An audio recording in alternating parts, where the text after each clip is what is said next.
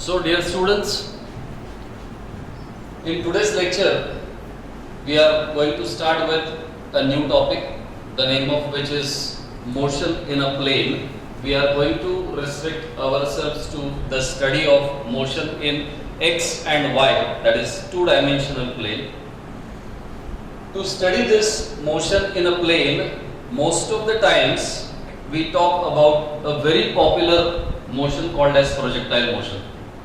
But even for studying projectile motion, the things that we need to know beforehand, one of which we have done in the previous lectures, and that is called resolution of vectors.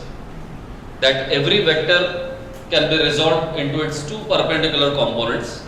That is what we have done. Every vector, rather I would say, in a two-dimensional plane can be resolved into its two perpendicular components. The other thing which we all need to know are the kinematical equations. What are kinematical equations and when are they to be used? This is what we all have studied even in your 9th standard probably. But to brush up all those things, I will write all the three kinematical equations on the right hand side of the board. The first kinematical equation was given by this V is equal to U plus AT. I can of course write them in the vector format. The second kinematical equation was S is equal to, it is UT plus half AT squared. And third kinematical equation was V squared is equal to U squared plus 2A dot product with S. I'll just explain what all these terms involved are. That whenever you have an object which is initially moving with some velocity equal to u, so u is going to be the initial velocity of the object. And if the motion of the object is accelerated with a uniform acceleration, so the acceleration of the body has to be constant. So whenever the object is uniformly accelerated with its acceleration equal to a, with the initial velocity equal to u, and the object keeps traveling for some time t like this, then at the end of time t, this object would not have the same initial velocity u, its velocity will change to some other velocity called as v. What is that final velocity at the end of time t given by? It's given by my first kinematical equation, v is equal to u plus at. This equation can be written just in the modulus form or just in the magnitude form as only v is equal to u plus at without vector marks if the acceleration tries to increase your velocity in the same direction as that of your initial velocity. If your initial velocity and acceleration both are acting in the same direction, you can just simply write it as v is equal to u plus at, that's all. But if your acceleration is trying to reduce the velocity and your initial velocity u and the acceleration are exactly opposite, in that case I will have to write it as minus. V is equal to u minus at.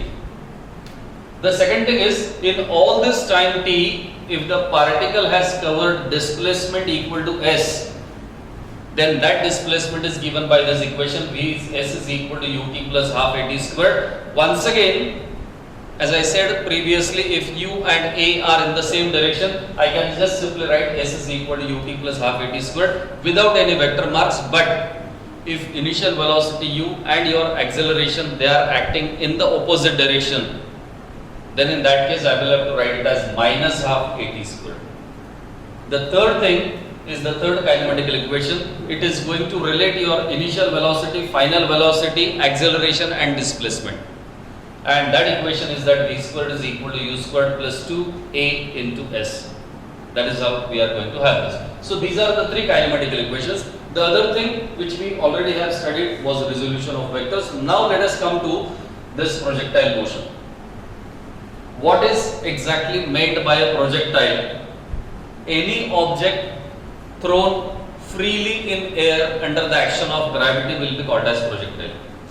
If I have a piece of chalk and I just throw it off in air, whatever motion that piece of chalk is going to perform will be called as a projectile motion.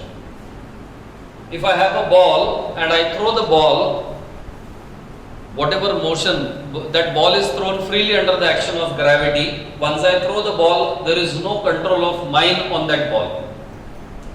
The only acceleration will be the acceleration due to gravity acting on the ball. In such a particular case, the motion of that particular ball will be called as a projectile motion. Whereas, when we are going to study this projectile motion, we will be simplifying our motion. For us to study, we will try to take into consideration a simple projectile motion, in the sense that I will be considering projectile motion without any air resistance. I will consider that there is no air, or the air particles are not opposing the particle to be thrown, which is not reality. In fact, there is always an air resistance to every object thrown, but I will consider that there is no air resistance. That's number one. The second thing that we have, or that is our consideration, is that the value of acceleration due to gravity over the range, over the distance over which the particle is moving, as well as how high this particle is going to move above the earth, that will be assumed to be constant. The value of acceleration due to gravity, in fact, even this is not the reality. As I move above the surface of the earth, here he says that the value of acceleration due to gravity decreases. We also have studied this in the chapter of gravitation studied last year. So the value of acceleration due to gravity over the entire trajectory of this projectile remains constant is my another assumption. So now let us take into consideration a projectile motion which I have shown here. My diagram shows that there is a projectile, or there is a particle which is thrown from point O, or the initial point of projection is considered as point O. So I am throwing it obliquely in air. Obliquely in the sense it is making certain angle theta with respect to your horizontal or with respect to your x-axis. So this object is thrown initially with some speed equal to u and making an angle equal to theta. So the speed of the particle can be something, it can be thrown with say maybe 40 meter per second, 50 meter per second, 100 meter per second, whatever, and it must have made some angle equal to 60 degree with the x-axis. In my projectile motion, study of projectile motion, I will be knowing three things. Three things are known to me. One is the initial velocity of projection u. Second thing that is known to me is what is the angle of projection theta, and the third thing which is known to me is what is the value of acceleration due to gravity. Generally on the surface of earth we are treating the value of acceleration due to gravity to be equal to 9.8 meter per second square, which for mostly solving the problems for our simplicity, instead of taking 9.8 we treat it as 10.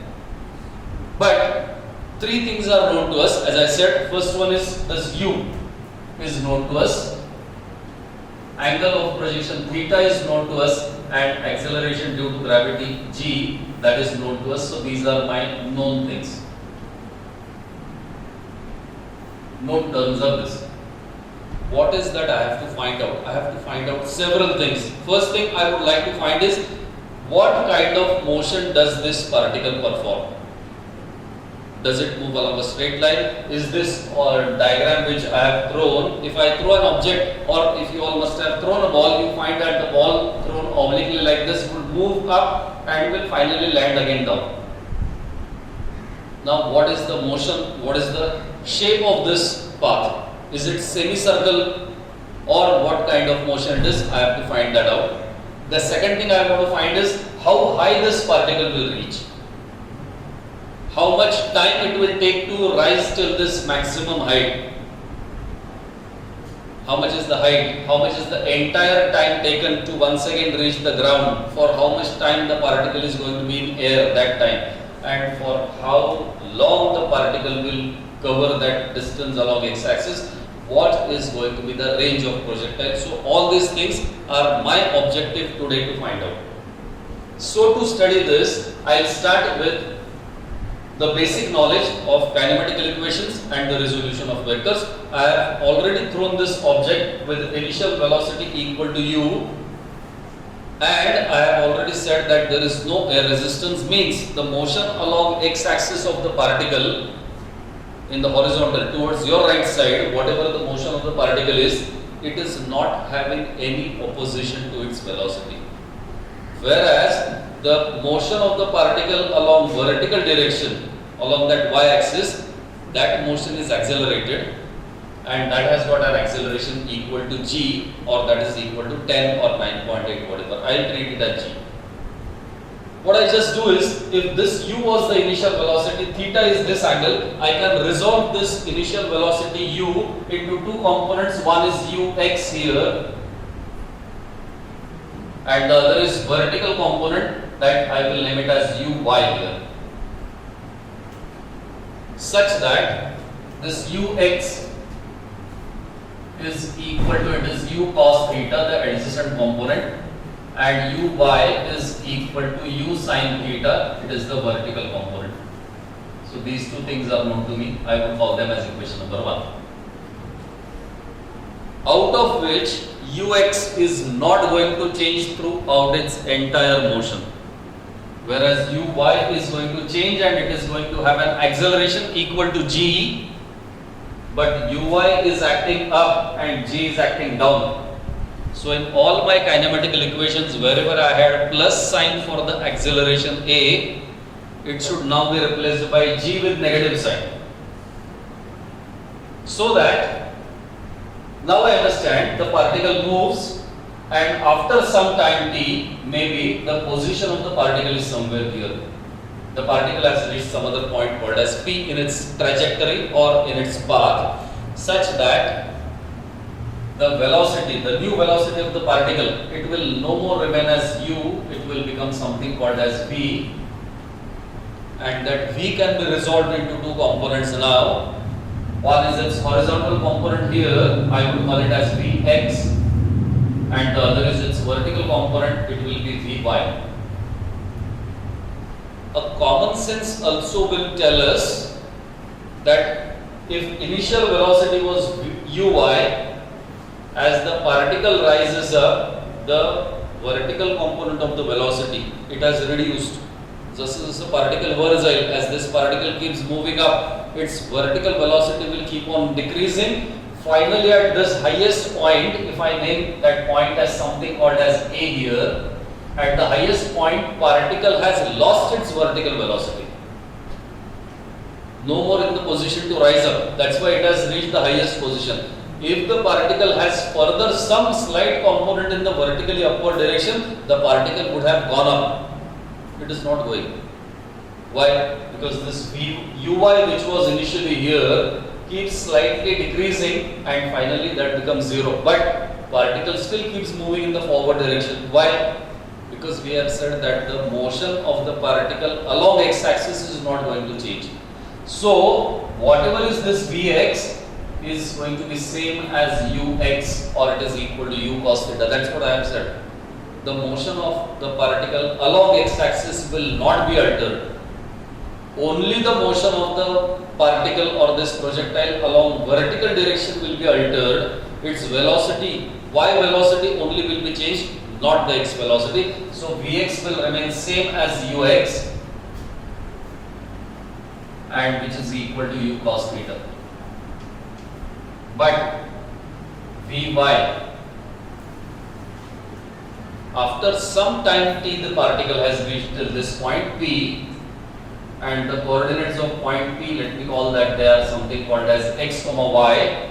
Because it has taken some time t, maybe 1, 1.5, 2 seconds, whatever, the y component of velocity has decreased, and it will be given by that equation number 1, kinematical equation first. And it tells me that vy is now equal to u plus at, it is uy plus, instead of that you will have minus g into t, because this acceleration was acting down and the initial velocity was trying to move up. The acceleration was trying to reduce your velocity, and therefore I find that vy is now equal to uy. What was that? Uy was u sin theta minus g. This is some equation number 2, I would call it as.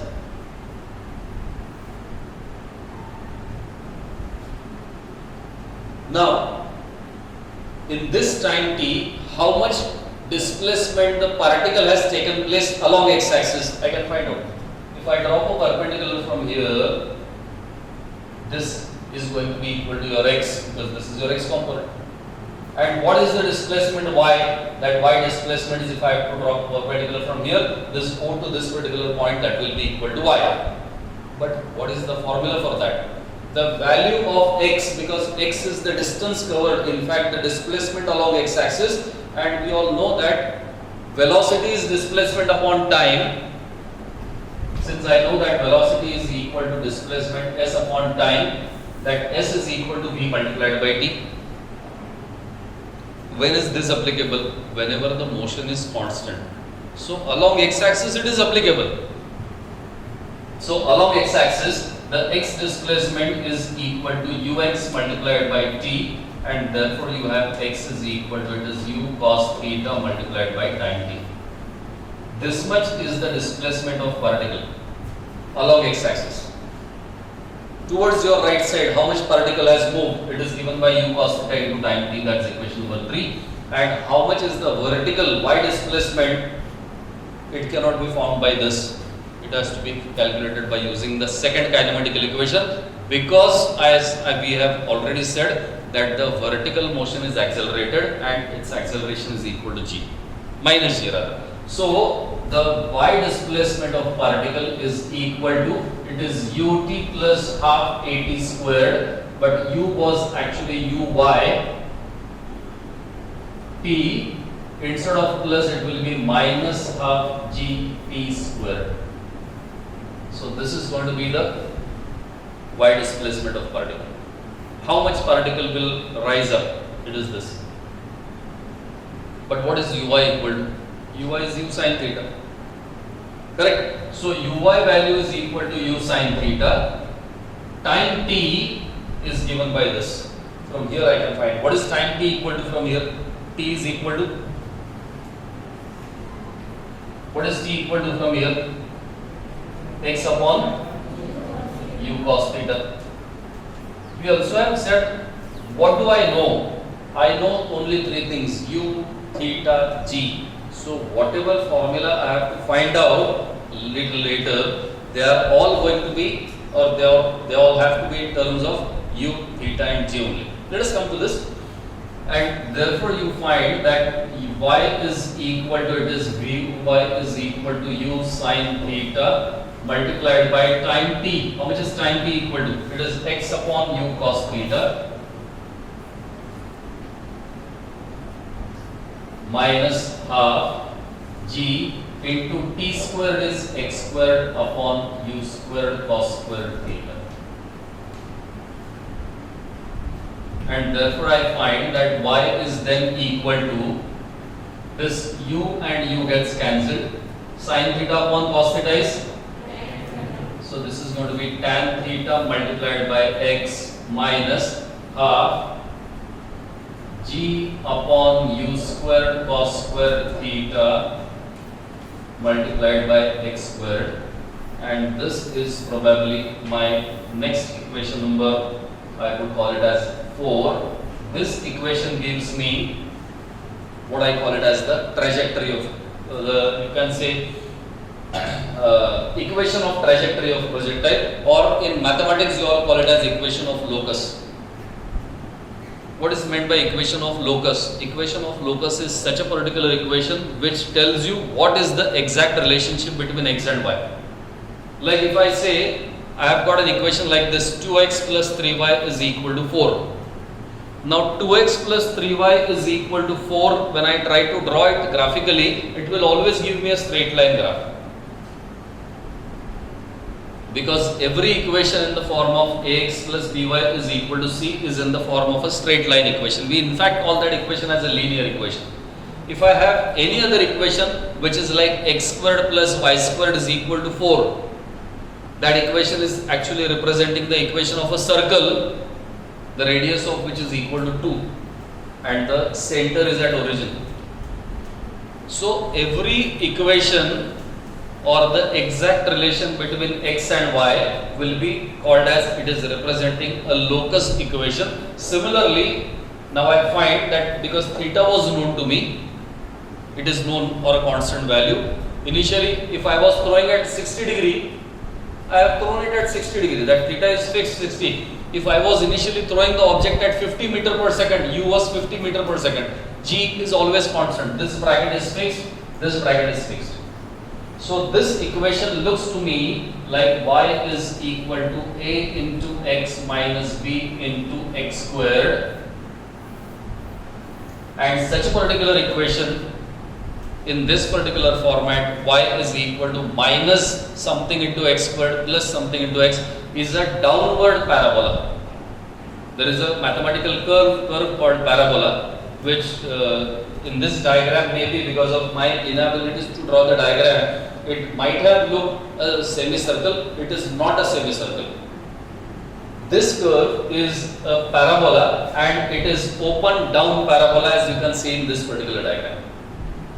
So this is called, you can say, the equation of path of projectile, and this is going to give me the relation between x and y coordinates. For every point on the projectile motion, this equation will be satisfied. So after studying that equation of trajectory of projectile, now we go for studying how much is the time of ascent, how much is the time of descent, how much is the total time of flight of projectile, how maximum height does the projectile rise, what is the maximum height, and what is the range of projectile. These are the things which we would like to study, for which let us consider that as the particle keeps rising up, there will be certain point which will be the highest point in the trajectory. I have named such a particular point as point A. It is the highest point. And let us say that the particle has taken some time called as TA, capital T A. A is for ascent, to ascend the particle. So first thing I would try to go for is time of ascent.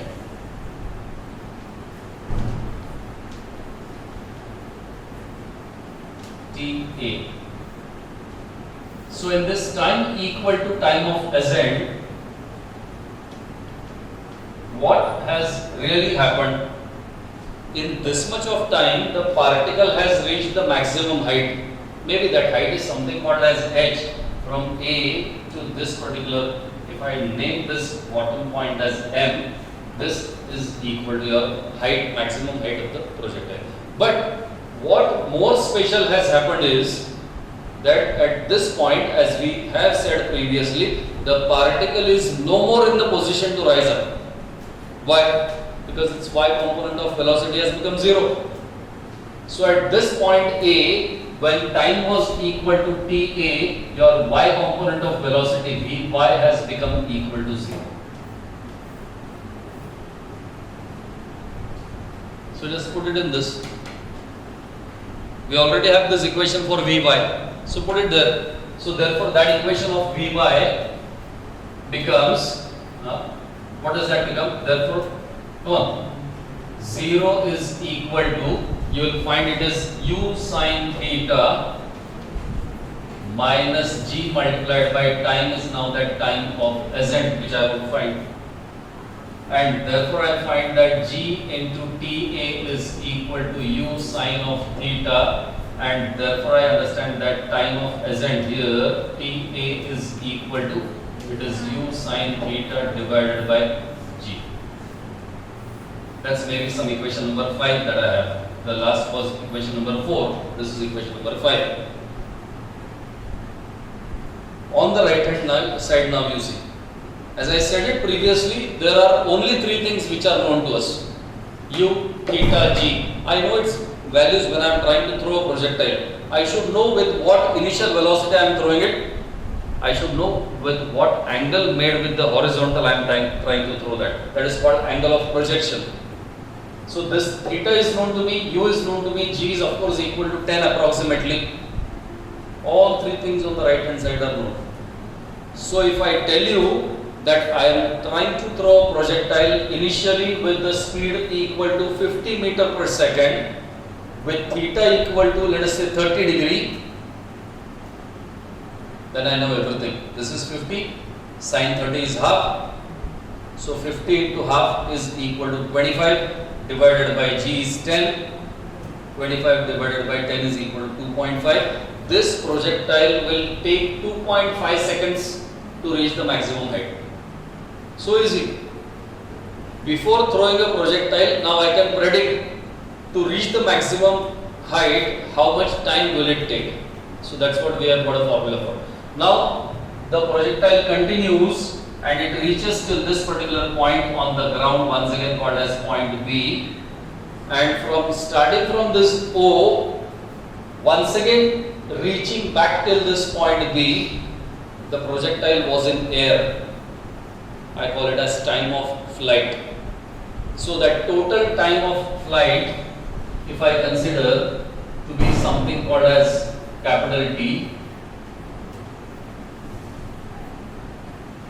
So if capital T is the time of flight, then in all this time what has happened is the particle has moved up, again it has come down. So the y displacement of particle, the particle has gone up to this and once again it has come back to x-axis. So there is no overall displacement along y-axis. The net y displacement has become 0. So this value of y displacement has become 0 in all this time. The net displacement of particle along y-axis. I would say that in this much of time, in time equal to small t is equal to capital T, what has happened is that the y displacement of particle has become 0. Now we put this here, put it in this equation, what will that become? Therefore, what do you get? Come on, start. Y was 0. 0 is equal to, it will be uy. What is uy equal to? U sin theta into t is capital T minus half g capital T squared. And therefore, now you take this half gt squared term on the left hand side, you will find that therefore half gt squared is equal to u sin theta multiplied by capital T. I will get this capital T cancelled because I know that the time of flight for an object which is thrown cannot be 0. So I have got it cancelled and therefore I find that this T is now equal to 2u sin theta upon g. That's maybe some equation number next, that's equation number 6. So I find that the entire time of flight, that is equal to 2u sin theta. How much time did the particle take to ascend?